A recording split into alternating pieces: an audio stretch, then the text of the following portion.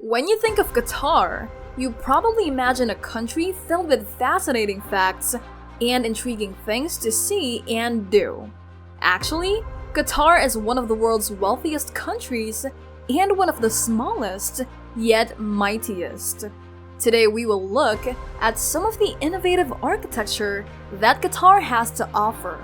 Join us for an inside look at Qatar's $45 billion Megacity project, which is poised to change the way we live in cities. Discover what distinguishes this megacity and how it will alter the urban landscape.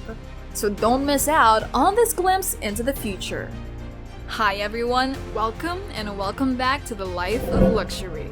Savor the flavor of exploring wealth, where we post videos about life and luxury.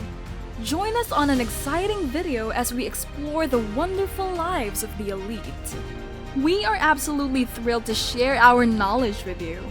If you are new here, please subscribe and hit the notification bell so that we can continue to post videos on this channel.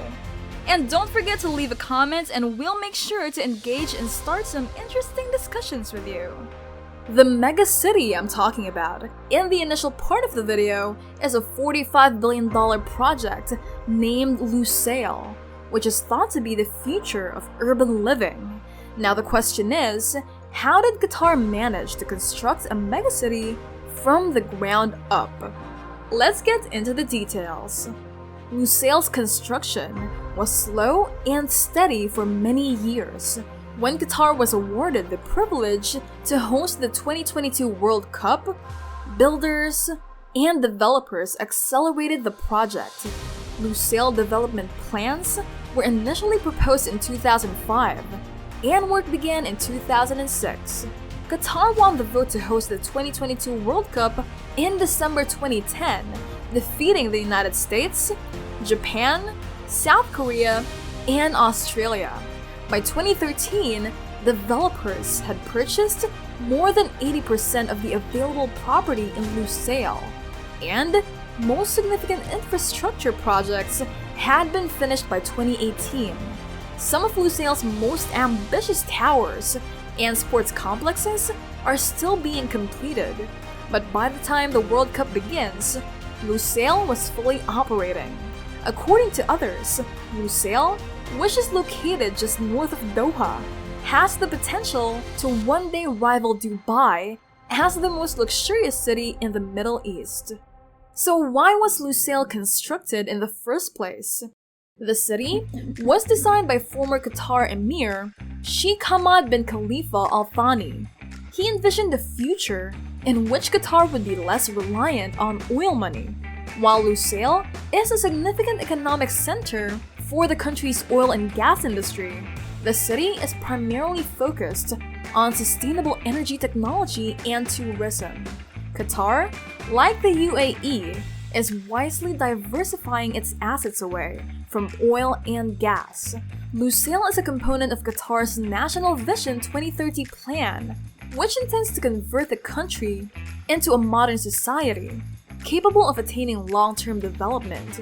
So far, things are going well, since Lucille includes many eco-friendly elements, such as water-sensitive landscape plants and a district cooling system that is expected to save 65 million tons of carbon dioxide per year.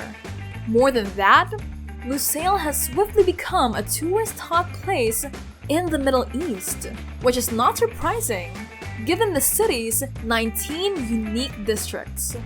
Now, what does this megacity look like?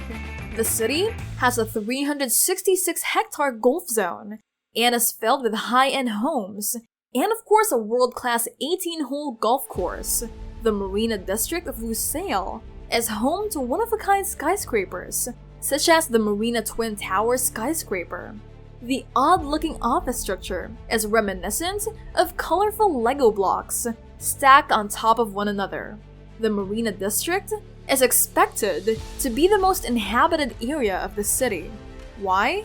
It is because the area is home to up to 103,900 individuals. Aside from the fact that Qatar is famed for soccer, locals also enjoy handball. In fact, The $318 million Lucille Sports Arena even hosted the 2015 Global Men's Handbook Tournament. The largest area in Lucille is the 266-hectare 𝐬𝐬𝐭𝐚𝐦 Islands region.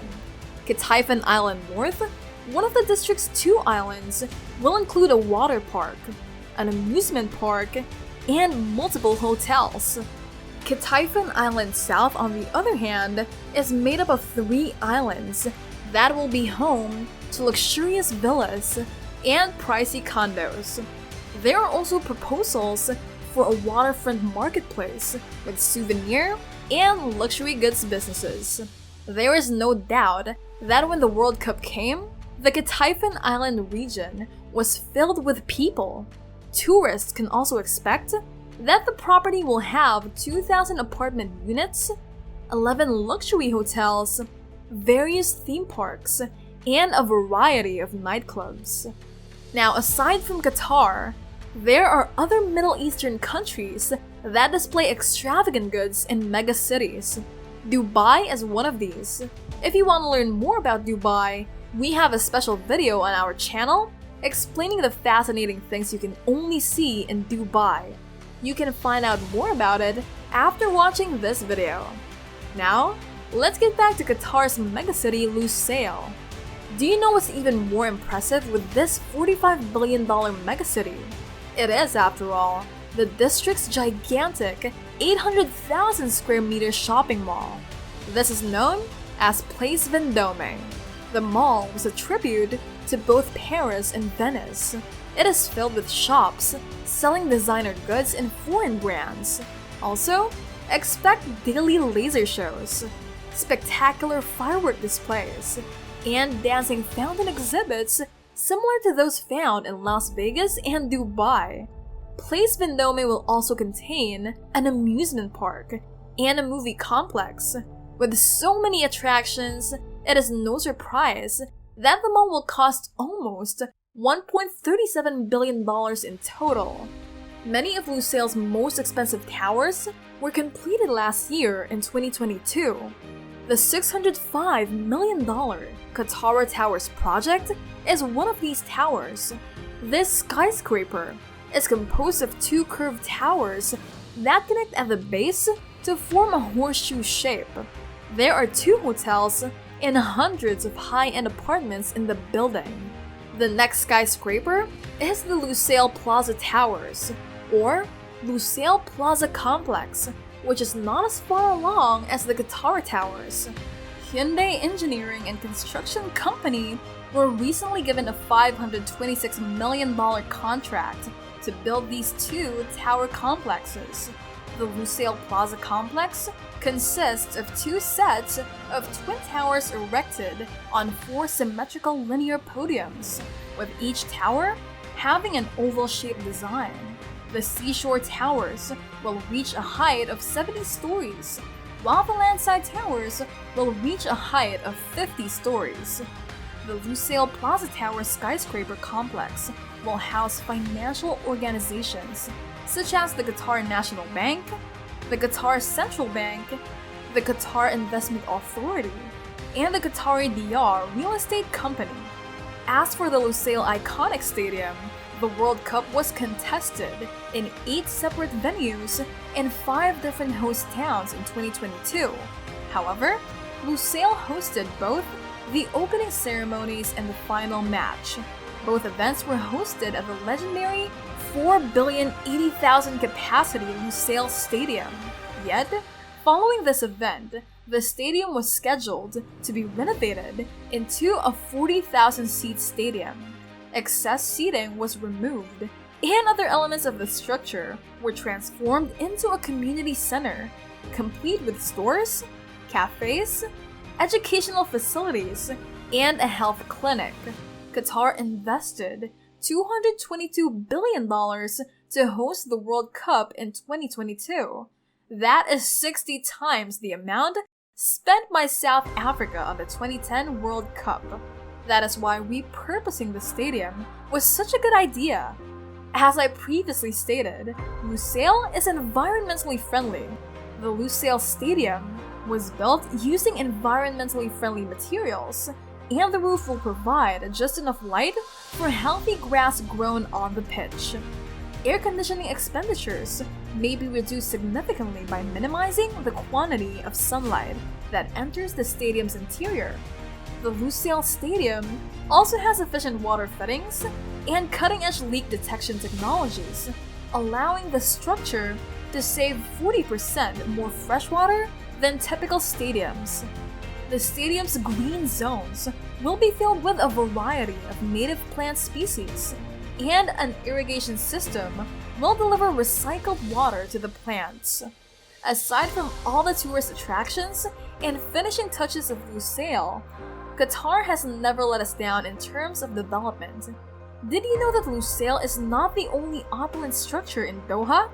Yes, there is actually another luxury man-made island in the place, and it's no longer surprising, is it? The luxurious man-made island I'm talking about is known as Pearl Qatar. The cost reached $15 billion. The project was originally estimated to cost $2.5 billion, but costs soared when more and more opulent developments were added to the island's master plan. The Pearl Qatar even boasts a Venice-style enclave called Connaught Quartier, which includes a 200 mooring harbor and 188 luxurious townhouses. So what are your thoughts on Qatar's $45 billion megacity? Have you ever seen these skyscrapers in Qatar? If so, we'd love to hear about it in the comments. That's it for now. If you enjoyed the video and found it useful, remember to subscribe to The Life of Luxury for more videos to help you explore the wonderful lives of the elite. Make sure you hit the notification bell so that you won't miss out on any of our uploads. See you in our next video!